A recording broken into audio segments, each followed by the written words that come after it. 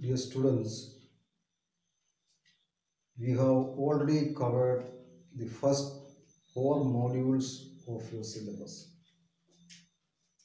Under the MG University for BCom Finance and Taxation students, in your Goods and Services Tax syllabus, 5 modules are included. And out of that 5 modules, we have already covered the first 4 modules. And today we shall begin the 5th module, that will be the last module. And when we cover all these 5 modules, you will get an overall idea about GST. If you want to have a detailed idea and if you like to become a GST practitioner, then you have to refer the Bayer Act and rules. For properly understanding any section in GST or any other law, we have to refer the sections together with the rules. Then only we can understand what this section clearly means. So we shall begin our last module, and out of that last module, this last module we have divided into 4 units, and in today's session we shall begin the first unit, that's about registration, returns, accounts and assessment. Registration, that means all the formalities of registration. Then who shall get registered, what all forms should be used for registration. Then returns, filing of returns, again accounts and assessment. So we shall start with registration. For the compliance of any taxation law, registration is the first step. If a person gets registered under any tax law, he shows his willingness to comply the act or comply the law. GSTയോ മറ്റേതെങ്കിലും taxation law ആണെങ്കിൽ ഒരു വ്യക്തി ആ നിയമത്തിൻ്റെ കീഴിൽ registration എടുത്തു കഴിഞ്ഞാൽ ആ ലോ കംപ്ലൈ ചെയ്യാൻ, അനുസരിക്കാൻ തയ്യാറാണ് എന്ന് വെളിപ്പെടുത്തുന്നു. GST രജിസ്ട്രേഷൻ എടുത്തു കഴിഞ്ഞാൽ ആ സപ്ലയർ GST നിയമങ്ങൾ പാലിക്കാൻ തയ്യാറാണ്. രണ്ടാമത്, he is getting eligibility to collect tax, goods and services tax from the customers or from the receivers of his goods and services. So the first step to obey with any tax law is registration. It is an important concept under taxation laws. But taxation laws in the first step to obey with any taxation law is getting registration. Every taxable entity fulfilling certain conditions and liable to pay tax must get itself registered. എല്ലാ taxable എൻറ്റിറ്റിയും tax പേ ചെയ്യാൻ അല്ലെങ്കിൽ tax collect ചെയ്യാനും പേ ചെയ്യാനും liability ഉള്ള taxable entities fulfilling certain conditions are and liable, fulfill certain conditions and liable to pay tax must get itself registered.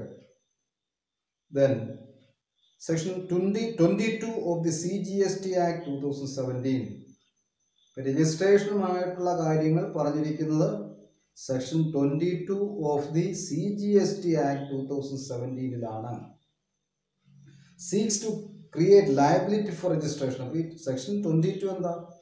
Registration എടുക്കാനുള്ള liability create ചെയ്യുന്നു on every supplier in the state or union territory from where he makes a taxable supply of goods or service or both. ഇവിടെ പറയുന്നത് for every supplier in the state or union territory. every supplier, എല്ലാ സപ്ലയേഴ്സും ഏത് സ്റ്റേറ്റിൽ നിന്നാണോ union ടെറിട്ടറിയിൽ നിന്നാണോ supply of goods and services നടത്തുന്നത് ആ സ്റ്റേറ്റിൽ രജിസ്ട്രേഷൻ എടുക്കാനുള്ള ലീഗൽ ലയബിലിറ്റി ഉണ്ട്. ഒന്നിലധികം സംസ്ഥാനങ്ങളിൽ, ഒന്നിലധികം സ്റ്റേറ്റുകളിൽ ബ്രാഞ്ചുകൾ ഉണ്ടെങ്കിൽ അല്ലെങ്കിൽ ബിസിനസ് ഉണ്ടെങ്കിൽ ആ ഓരോ സ്റ്റേറ്റിലും പ്രത്യേകം രജിസ്ട്രേഷൻ എടുക്കാനുള്ള ലയബിലിറ്റി ഉണ്ടാകുന്നുണ്ട് സെക്ഷൻ 22 പ്രകാരം. അതിന് രജിസ്ട്രേഷൻ എടുക്കണം എന്നുണ്ടെങ്കിൽ GST നിയമം എന്താ പറയുന്നത്? If his aggregate turnover in a financial year exceeds the prescribed limit, ഒരു ഫിനാൻഷ്യൽ ഇയറിലെ ഒരു സപ്ലയറിന്റെ aggregate annual turn over GST നിയമത്തിൽ പറഞ്ഞിരിക്കുന്ന ആ ത്രെഷോൾഡ് ലിമിറ്റിൽ കൂടുതലായിട്ട് വന്നു കഴിഞ്ഞാൽ he is liable to get registered under the act. ഈ ത്രെഷോൾഡ് ലിമിറ്റ് അല്ലെങ്കിൽ ലിമിറ്റ് പറഞ്ഞിരിക്കുന്നത് എന്താണ്? 2017 ഗുഡ്സ് ആൻഡ് സർവീസസ് ആക്ട് നിലവിൽ വന്നപ്പോൾ 20 lakhs ആയിരുന്നു പറഞ്ഞിരുന്നത്. അതുപോലെ തന്നെ എന്താ, സ്പെഷ്യൽ കാറ്റഗറി സ്റ്റേറ്റ്സിന് 10 lakhs ആയിരുന്നു. ഇപ്പം നോർത്ത് ഈസ്റ്റേൺ സ്റ്റേറ്റ്സും അതുപോലെ ജമ്മു ആൻഡ് കാശ്മീരിനും ഒക്കെ 2026 ലിമിറ്റ് മാറ്റിയിട്ടുണ്ട്. Now the limit is 40 lakhs and special category statesന് 20 lakhs ആണ്. അപ്പം രജിസ്ട്രേഷൻ എടുക്കണമെന്നുണ്ടെങ്കിൽ ഒരു സപ്ലയറിന്റെ ടാക്സബിൾ അഗ്രിഗേറ്റ് ടേൺ ഓവർ അല്ലെങ്കിൽ ഒരു സപ്ലയറിന്റെ അഗ്രിഗേറ്റ് ടേൺ ഓവർ ഒരു ഫിനാൻഷ്യൽ ഇയർ അല്ലെങ്കിൽ തൊട്ട് തലേ സാമ്പത്തിക വർഷം 40 ലക്ഷത്തിൽ കൂടിയാൽ രജിസ്ട്രേഷൻ എടുത്താൽ മതി. സ്പെഷ്യൽ കാറ്റഗറി സ്റ്റേറ്റ്സ് ആണ്, നോർത്ത് ഈസ്റ്റേൺ സ്റ്റേറ്റ്സ് ആണ്, ഇൻക്ലൂഡിങ് ജമ്മു ആൻഡ് കാശ്മീർ വന്നു കഴിയുമ്പോൾ എന്താണ്, 20 ലക്ഷത്തിൽ കൂടിയാൽ രജിസ്ട്രേഷൻ എടുക്കാനുള്ള ലയബിലിറ്റി ഉള്ളത്. അതാണ് ഈ exceeds the prescribed limit. The prescribed limit is 40 lakhs and for special category state it is 20 lakhs. It specifies that a taxpayer needs to obtain registration in each of the states in which there is business. അതുപോലെ തന്നെ GST act എന്താ പറയുന്നത്? ഒരു tax pair എന്താ ഒന്നിലധികം സ്റ്റേറ്റുകളിൽ business ചെയ്യുന്നുണ്ടെങ്കിൽ ആ ഓരോ സ്റ്റേറ്റിലും സെപ്പറേറ്റ് ആയിട്ട് പ്രത്യേകം രജിസ്ട്രേഷൻ എടുത്തിരിക്കണം. Based on the same PAN, permanent account number PAN issued by the income tax department. ആ പാനിന്റെ അടിസ്ഥാനത്തിൽ ഓരോ സംസ്ഥാനത്തും ഒരു പർട്ടിക്കുലർ ബിസിനസ്മാൻ എന്താ 3 സംസ്ഥാനങ്ങളിൽ ബിസിനസ് നടക്കുന്നുണ്ട്. ഈ 3 സംസ്ഥാനങ്ങളിലെയും കൂടി അയാളുടെ അഗ്രിഗേറ്റ് ടേൺ ഓവർ വന്നിരിക്കുന്നത് 40 ലക്ഷത്തിൽ കൂടുതലാണെങ്കിൽ ഈ ഓരോ സംസ്ഥാനത്തും പ്രത്യേകം രജിസ്ട്രേഷൻ എടുത്തിരിക്കണം. അതും ക്ലിയർ ആയിട്ട് GST ആക്ടിൽ പറഞ്ഞിരിക്കുന്നതാണ്. Then in addition that he has to get registration for each of his business verticals in state. അതുപോലെ എന്താ, പ്രത്യേകമായിട്ട് ബിസിനസ് വെർട്ടിക്കൽസ് വരുന്നുണ്ടെങ്കിൽ ഒരു സ്റ്റേറ്റിൽ തന്നെ ചില പ്രത്യേക സാഹചര്യങ്ങളിൽ ഒരു സപ്ലയർ ഒന്നിലധികം രജിസ്ട്രേഷൻ എടുക്കേണ്ടി വരും. Depends on the nature of the business. Then in a massive relief regarding the threshold limit ആണ്. GST നിയമം പ്രാബല്യത്തിൽ വന്ന 2017 ഇതിന്റെ ലിമിറ്റ് പറഞ്ഞത് എത്രയാണ്? 20 ലക്ഷവും 10 ലക്ഷവുമായിരുന്നു. For except the northeastern states or except special category states, the maximum limit for getting registered was 20 lakhs.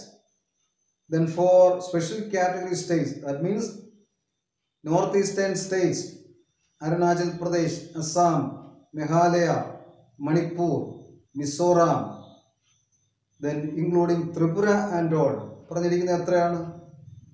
10 ലക്ഷമായിരുന്നു.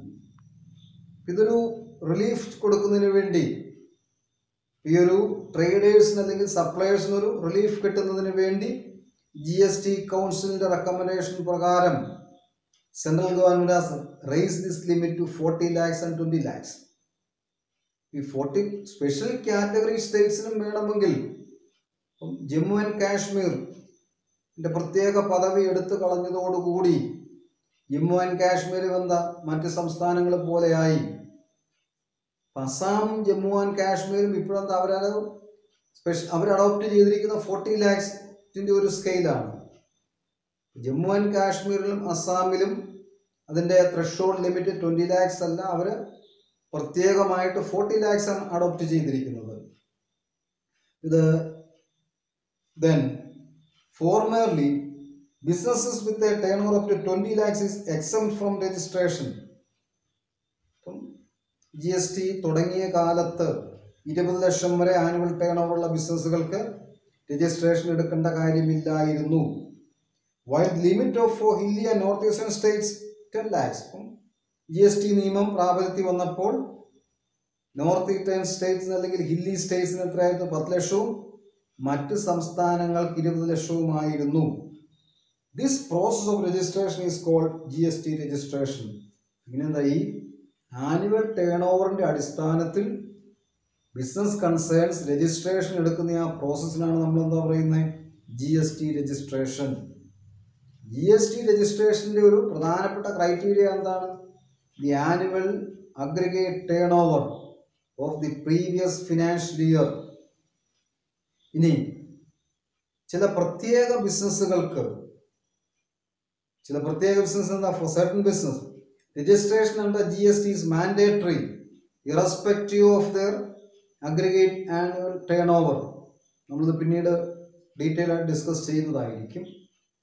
Four certain business, ചില പ്രത്യേക ബിസിനസ്സുകൾക്ക് registration under GST is mandatory irrespective of their aggregate annual turnover. If the organization carries on business without registering under GST, it will be a punishable offense. അപ്പം അങ്ങനെ ചില പ്രത്യേക ബിസിനസ്സുകൾക്ക് അല്ലെങ്കിൽ GST നിയമപ്രകാരം പറഞ്ഞിട്ടുണ്ട്, ക്ലിയർ ആയിട്ട് പറഞ്ഞിട്ടുണ്ട്. അപ്പം അങ്ങനെയുള്ള ഓർഗനൈസേഷൻസ് രജിസ്ട്രേഷൻ ഇല്ലാതെയാണ് ബിസിനസ് നടത്തുന്നതെങ്കിൽ that will be a punishable offence, ശിക്ഷാർഹമായ ഒരു കുറ്റമായിട്ട് കണക്കാക്കും. And heavy penalties will apply. അവർക്കെന്താ? അവരുടെ മേൽ ഹെവി പെനാലിറ്റി ചുമത്തപ്പെടും. അപ്പം ചില പ്രത്യേക കാറ്റഗറിയിൽ പെടുന്ന ബിസിനസ്സുകൾ അവരുടെ ആനുവൽ ടേൺ ഓവർ ഈ പറയുന്ന ത്രഷോൾഡ് ലിമിറ്റിനേക്കാളും താഴെയാണ് വരുന്നതെങ്കിലും നിയമപരമായിട്ട് അല്ലെങ്കിൽ മാൻഡേറ്ററി നിർബന്ധമായിട്ടും GST രജിസ്ട്രേഷൻ എടുത്തിരിക്കണം. അങ്ങനെ GST രജിസ്ട്രേഷൻ എടുക്കുന്നില്ലെങ്കിൽ heavy penalty will be imposed upon them. ഇതും GST നിയമത്തിൽ പറഞ്ഞിട്ടുണ്ട്. ഇനി നമുക്കിനി രജിസ്ട്രേഷൻ്റെ ഡീറ്റെയിൽസ് നോക്കിക്കഴിഞ്ഞാൽ രണ്ട് സംസ്ഥാനങ്ങളിൽ ഒരു പർട്ടിക്കുലർ സപ്ലൈ അല്ലെങ്കിൽ ഒരു പർട്ടിക്കുലർ ബിസിനസ്മാൻ രണ്ട് സംസ്ഥാനങ്ങളിൽ അയാൾ ബിസിനസ് നടത്തുന്നുണ്ട്. For example Maharashtra and Tamil Nadu. ഇപ്പം മഹാരാഷ്ട്രയിൽ ഈ പർട്ടിക്കുലർ ബിസിനസ്മാൻ്റെ ആനുവൽ ടേൺ ഓവർ ഒരു 30 ലക്ഷമാണ്. ദെൻ തമിഴ്നാട്ടിൽ 14 ലക്ഷമാണ് വരുന്നത്. നമ്മൾ രജിസ്ട്രേഷൻ എടുക്കുന്ന ഓരോ സംസ്ഥാനത്തെയും ടേൺ ഓവർ സെപ്പറേറ്റ് ആയിട്ടല്ല നോക്കുന്ന, ബിസിനസ്മാൻ്റെ അഗ്രിഗേറ്റ് ആനുവൽ ടേൺ ഓവർ ആണ്. ഇവിടെ രണ്ട് സംസ്ഥാനത്തും കൂടെ കൂടിയും മഹാരാഷ്ട്രയിലെ 30 lakhs തമിഴ്നാട്ടിലെ എത്രയാണ് പറഞ്ഞിരിക്കുന്നത്? തമിഴ്നാട്ടിലെ 14 lakhs കൂടെ ആയപ്പോൾ 44 ലക്ഷം ആനുവൽ ടേൺ ഓവറായി.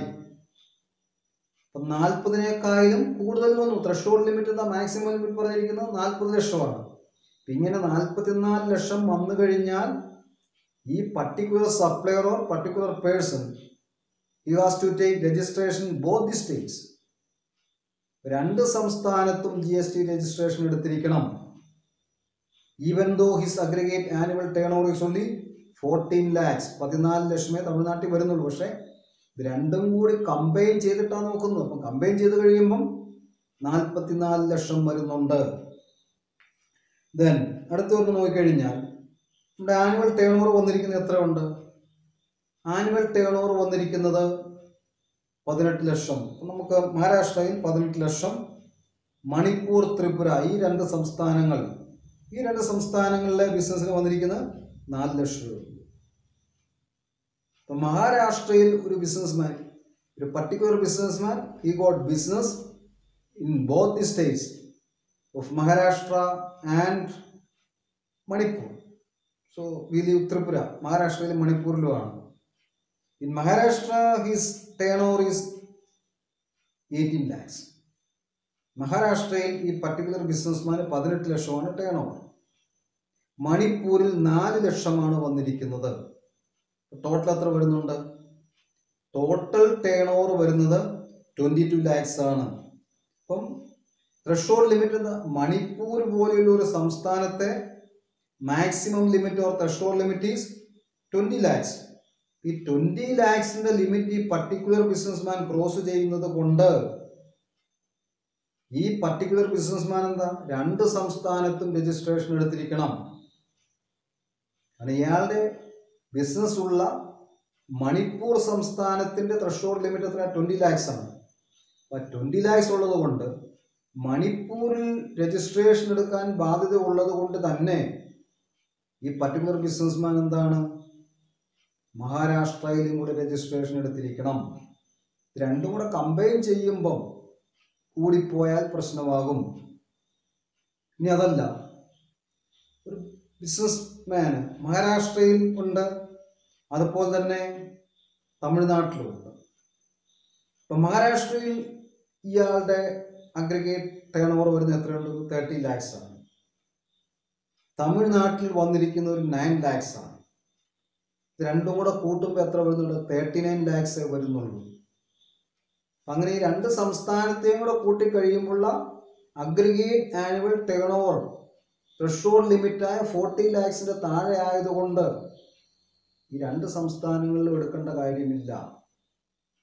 രജിസ്ട്രേഷന്റെ ഫോർമാലിറ്റീസും ഇതിന്റെ ത്രഷോൾഡ് ലിമിറ്റും ഒക്കെ വളരെ ഡീറ്റെയിൽഡ് ആയിട്ട് പഠിക്കേണ്ട കാര്യങ്ങളാണ്. ദെൻ നമുക്കൊരു കാര്യം, ഞാൻ ഈ പറഞ്ഞ ഒരു കാര്യം നമുക്ക് കൺക്ലൂഡ് ചെയ്യാം. It concludes that A taxable person in A non special category state. ഇപ്പം നോൺ സ്പെഷ്യൽ കാറ്റഗറി എന്ന് പറഞ്ഞു കഴിഞ്ഞാൽ എന്താ? നോർത്ത് ഈസ്റ്റേൺ സ്റ്റേറ്റ്സും ജമ്മു ആൻഡ് കാശ്മീരും ഒക്കെയാണ്. Who has A branch in special category state. അപ്പം ഒരു നോൺ സ്പെഷ്യൽ കാറ്റഗറി സ്റ്റേറ്റിൽ പെട്ട ഒരു ബിസിനസ്മാന് ഒരു സ്പെഷ്യൽ കാറ്റഗറി സ്റ്റേറ്റിൽ ഒരു ബ്രാഞ്ച് ഉണ്ട് എങ്കിൽ the threshold limit becomes 20 lakhs. Registration എടുക്കാനുള്ള മാക്സിമം ലിമിറ്റ് 20 ലാക്സ് ആയിട്ട് മാറും. ഇത് പ്രത്യേകമായിട്ട് ശ്രദ്ധിക്കേണ്ട കാര്യമാണ്. ഇയാളുടെ മെയിൻ ബിസിനസ് ഒരു നോൺ കാറ്റഗറി സ്റ്റേറ്റിലാണ്, സ്പെഷ്യൽ കാറ്റഗറിയിൽ പെട്ടതല്ല, നോൺ സ്പെഷ്യൽ കാറ്റഗറി സ്റ്റേറ്റിലാണ്. നോൺ സ്പെഷ്യൽ കാറ്റഗറി സ്റ്റേറ്റിലെ ഒരു ബിസിനസ്മാൻ ഒരു സ്പെഷ്യൽ കാറ്റഗറി സ്റ്റേറ്റിൽ ഒരു ബ്രാഞ്ച് ഉണ്ട്.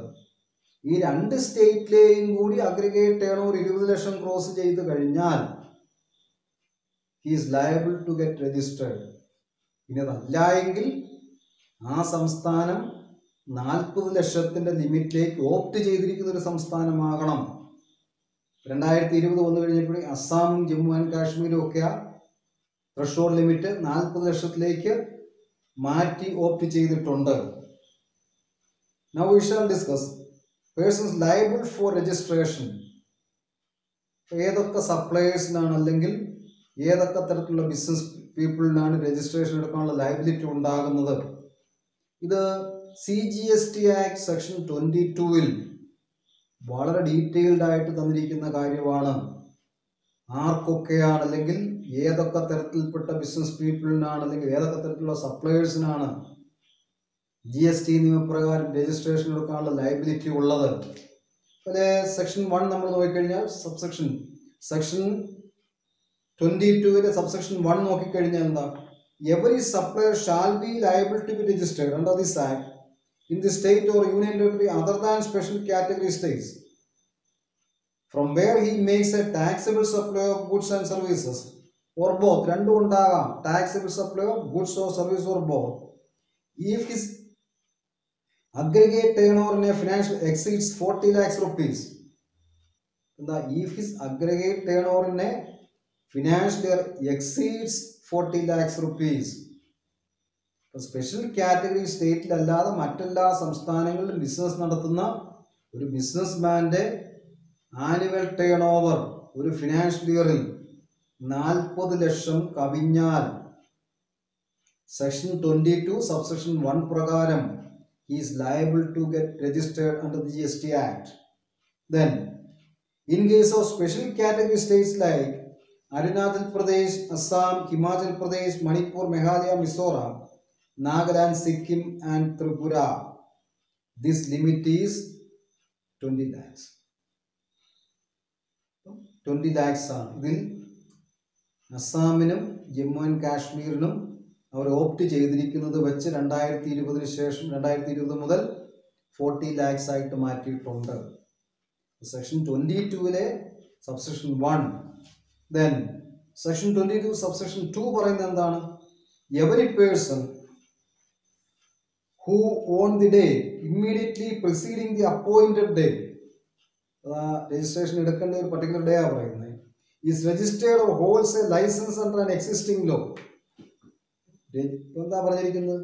നിലവിൽ അല്ലെങ്കിൽ നിലവിലുള്ള ഒരു നിയമപ്രകാരം ഒരു ലൈസൻസോ അല്ലെങ്കിൽ രജിസ്ട്രേഷനോ എടുത്തിട്ടുണ്ട് എങ്കിൽ shall be liable to be registered under this act with effect from the appointed day. GST act നിലവിൽ വന്നപ്പോൾ ഒരു പർട്ടിക്കുലർ പേഴ്സൺ ട്രേഡ് നടത്തുന്ന സപ്ലൈ നടത്തുന്നതിനുള്ള ലൈസൻസോ അല്ലെങ്കിൽ ടാക്സ് പേ ചെയ്യാനുള്ള ലയബിലിറ്റി ഉള്ള ഒരു ലൈസൻസോ രജിസ്ട്രേഷനോ ഉള്ള ഒരു വ്യക്തിയാണ് എങ്കിൽ ആ വ്യക്തി നിർബന്ധമായിട്ടും GST നിയമപ്രകാരവും രജിസ്ട്രേഷൻ എടുത്തിരിക്കണം, അക്കോർഡിംഗ് ടു സെക്ഷൻ 22 സബ്സെക്ഷൻ 2.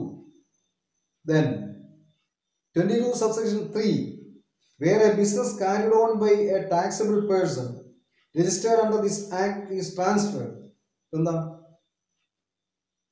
ഒരു GST നിയമപ്രകാരം രജിസ്ട്രേഷൻ എടുത്തിരിക്കുന്ന ഒരു വ്യക്തി ഈ ബിസിനസ് ട്രാൻസ്ഫർ ചെയ്യുകയാണെങ്കിൽ is transferred whether on account of succession or otherwise. ഇപ്പൊ എന്താ?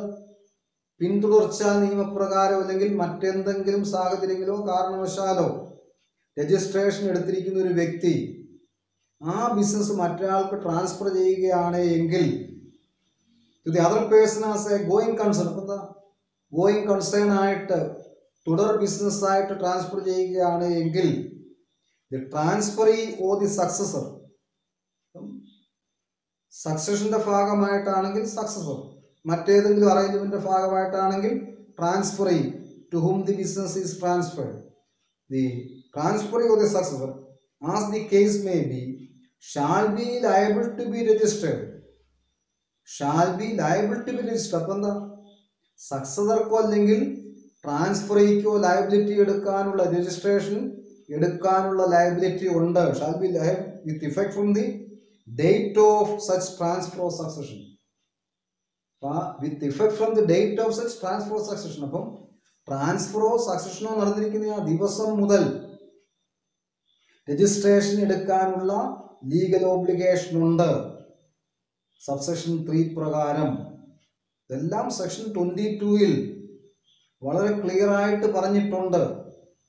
ഇതിന്റെ റൂൾ ഉൾപ്പെടെ എക്സ്പ്ലെയിൻ ചെയ്ത് പറയുന്നുണ്ട്. ദെൻ നമ്പർ 4 അല്ലെങ്കിൽ 4th subsection, in case of transfer pursuant to a sanction of a scheme.